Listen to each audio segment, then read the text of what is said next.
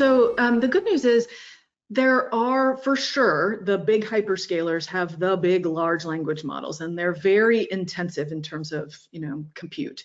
But depending on your use case, you may not need one of the big, trained on the entire internet, large language models. There are plenty of smaller LLMs, large language models, that are the foundations for generative AI, and that may be perfectly useful and the right solution for your use case. So the answer is it really depends on your use case. It depends on your relationship and your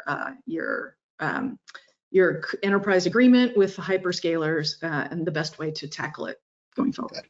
A payoff matrix is a great way to help prioritize where you should invest your time and your money in bringing generative AI to life. So what you can see is on the y-axis, those same four value creation elements that we talked about before, right? Operational efficiency, revenue generation, customer engagement or experience, and then competitive advantage.